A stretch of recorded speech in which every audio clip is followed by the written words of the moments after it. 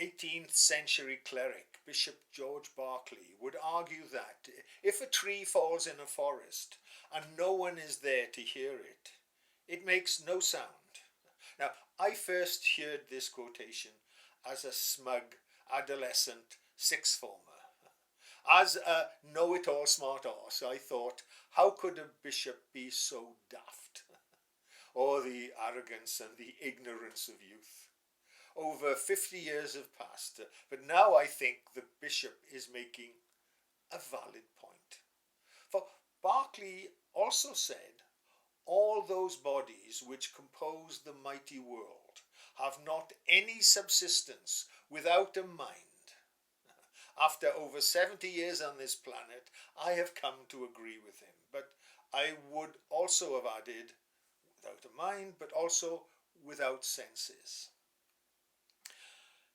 Anyone who has read Science's First Mistake, which I co-authored with my good friend Dionysius Demetis, will know that we believe the world around us does not function through natural laws running along tram lines, all operating by cause and effect. Now, this is not to say that the world behaves in an arbitrary way. The world is as it is, and is necessarily so, which is our shorthand description for the unknowable real world of phenomena, whatever that may or may not be. Dionysius and I believe that the world is unknowable, yet thankfully part of it is variously interpretable by an observer's cognition via data garnered by his senses.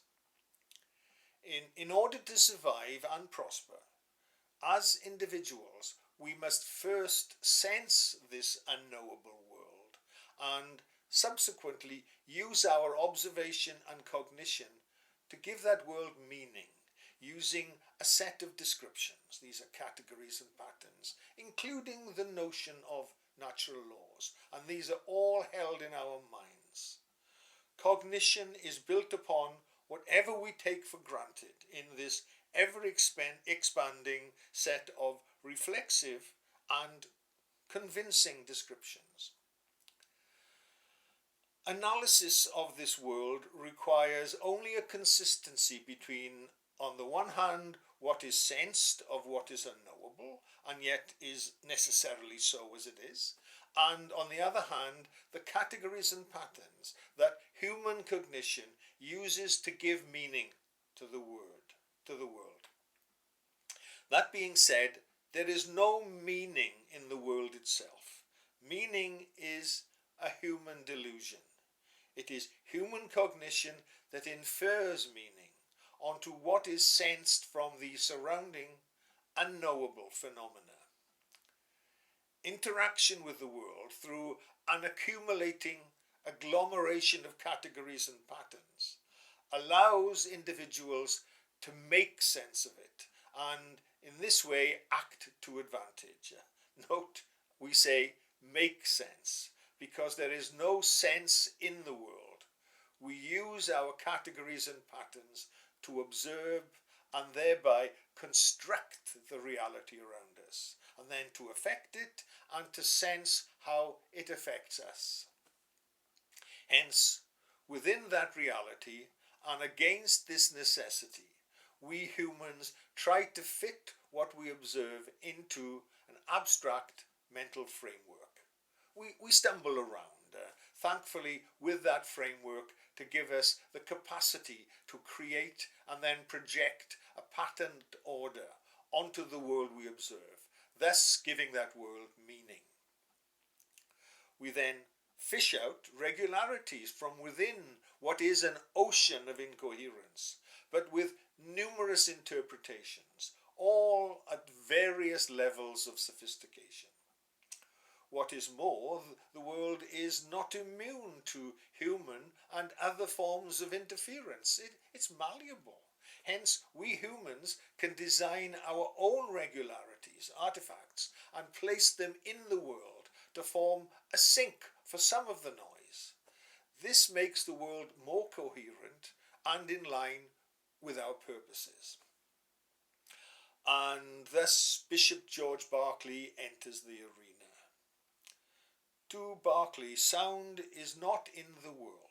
Rather, it is some unknowable agglomeration of phenomena which the human mind first senses and then interprets as sound.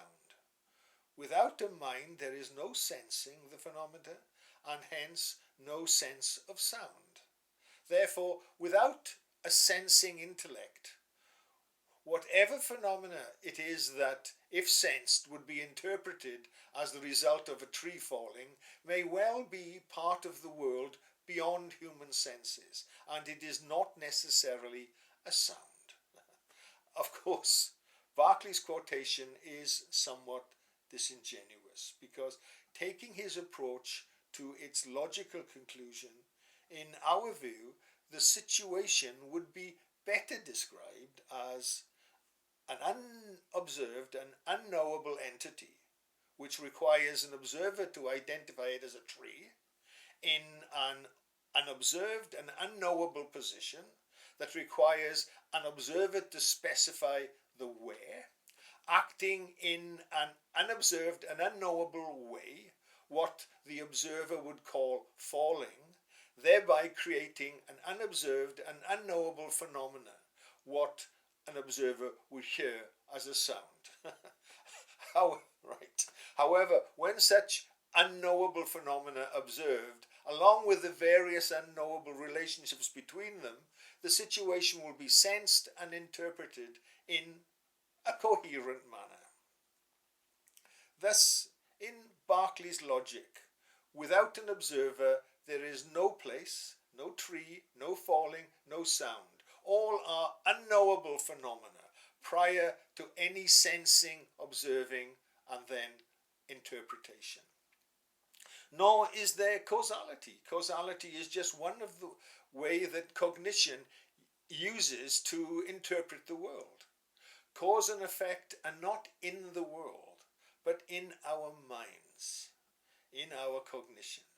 Just as the old empiricist aphorism would have it, nothing in the intellect unless first in the senses.